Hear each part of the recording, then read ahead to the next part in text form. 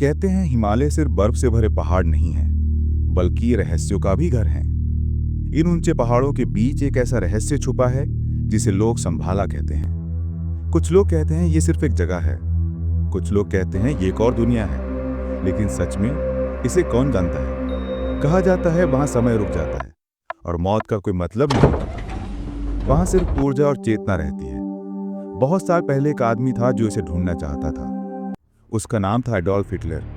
हाँ, वही जिसने पूरी दुनिया पर राज करना चाहा। साल था 1938। दुनिया में युद्ध की तैयारी चल रही थी, लेकिन हिटलर का ध्यान कहीं और था। उसे विश्वास था कि तिब्बत में कोई रहस्यमयी शक्ति छुपी है, एक ऐसी शक्ति जो इंसान को अमर बना सकती है। उसने एक गुप्त टीम बनाई और उन्हें तिब्बत भेजा। टीम का नेता था कर्नल हेनरिक श्मिट। श्मिट और उसकी टीम तिब्बत पहुंची। वहां के लोग अजीब बातें करते थे। कहते थे कैलाश पर्वत के नीचे सुरंगें हैं। ये सुरंगें किसी दूसरी दुनिया तक जाती हैं। कई गांव वाले रातों रात गायब हो चुके थे। ना कोई शव मिला, ना कोई निशान। सिर्फ रहस्यमय रास्ते मिले जो सीधे कैलाश की ओर जाते थे। एक दिन उन्हें एक पुरानी तिब्बती पांडुलिपि मिली। उस पर लिखा था, जो दिल से शुद्ध होगा वही शंभाला के द्वार देख पाएगा। श्मिट ने सोचा, यही वो कुंजी है जिसे हिटलर ढूंढ रहा है। एक रात टीम सुरंगों में जा रही थी। अचानक दीवारें नीली रोशनी से चमकने लगी। सामने एक द्वार था जो किसी पत्थर या धातु का नहीं था, ये ऊर्जा से बना था। द्वार पर लिखा था, यह सिर्फ शुद्ध दिल वाले को दिखेगा। श्मिट ने धीरे से द्वार को छुआ। अचानक तेज रोशनी फैली और पूरी टीम गायब हो गई।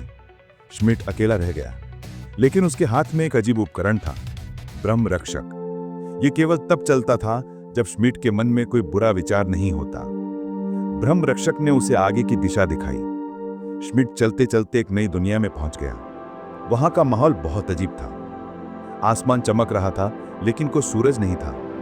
लोग हवा में तैर रहे थे बिना किसी मशीन के, और अपने मन से चीजों को हिला रहे थे। श्मिट को एहसास हुआ, यह पृथ्वी नहीं है, यह है शंभाला, चेतना की दुनिया। वहां दो तरह के लोग थे, प्रकाश पुत्र और अंधकार पुत्र। प्रकाश पुत्र अपने शक्ति से नई चीजें बनाते थे। अंधकार पुत्र शक्ति का गलत इस्तेमाल करते थे। श्मिट ने एक प्राचीन लाइब्रेरी देखी। वहां उसे मिला महाकाल चक्र। यह गोल धातु का चक्र था जिस पर ब्रह्मांड के रहस्य खुदे थे। लिखा था, हर 5000 साल में पृथ्वी पर विनाश आता है और उसे रोकने के लिए एक नया अवतार जन्म लेता है।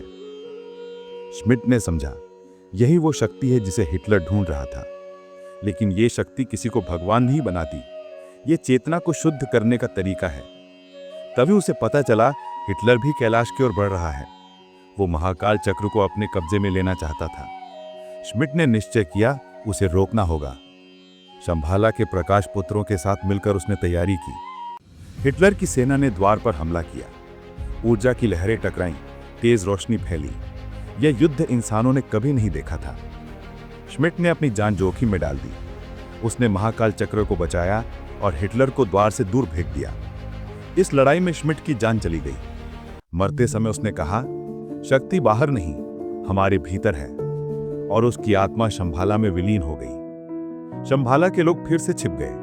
उन्होंने तय किया, तब तक सामने नहीं आएंगे जब तक दुनिया में शक्ति का गलत इस्तेमाल नहीं होता। लेकिन उन्होंने कहा, जब मानवता पर संकट आएगा, हम ऊर्जा के रूप में लौटेंगे। आज भी कई साधु कहते हैं, उन्होंने कैलाश के पास नीली रोशनी देखी। शायद ये शंभाला का द्वार है या श्मिट की आत्मा की चेतना।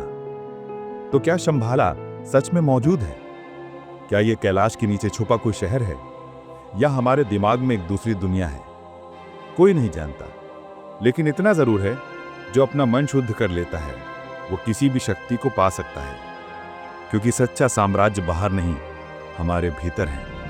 अगर आपको ये कहानी पसंद आई तो कमेंट में बताइए, क्या आप मानते हैं कि शंभाला सच में मौजूद है? मैं हूं सुधांशु वर्मा और ये थी कैलाश का अदृश्य साम्राज्य। अगली कहानी में फिर मिलते हैं। तब तक खोज जारी रखिए। भवतु सब मंगलम।